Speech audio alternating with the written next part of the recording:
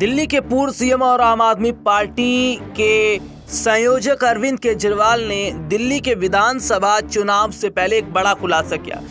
उन्होंने कहा कि मुझे 2 दिन का वक्त दीजिए, मैं भारतीय जनता पार्टी की ऐसी पोल खोलने वाला हूं, ऐसा पर्दाफाश करूंगा जिसके बाद भारतीय जनता पार्टी को मुंह छुपाने के लिए कोई कोना नहीं मिलेगा।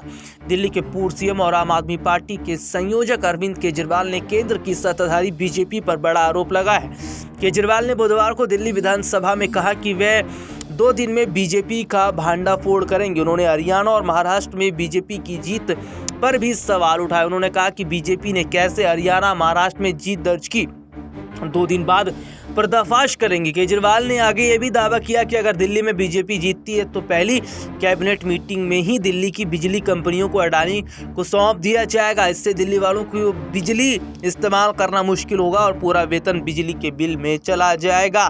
दिल्ली विधानसभा सत्र के दौरान अरविंद केजरीवाल ने बीजेपी पर जमकर अटैक किया। उन्होंने कहा, जब मैं मुख्यमंत्री था तब मुझ पर दिल्ली की बिजली कंपनियों को अडानी को सौंपने का दबाव बनाया गया था। जब मैंने इनकार कर दिया तो मैं सोच रहा था कि शायद इसी वजह से मुझे जेल भेजा गया। केजरीवाल ने विधानसभा में अपनी बात रखते हुए कहा कि अगर दिल्ली में लोग बीजेपी को वोट देते हैं, अगर वे सत्ता में आते हैं तो पहली कैबिनेट मीटिंग में वो दिल्ली की बिजली कंपनियों को अडानी को सौंप देंगे।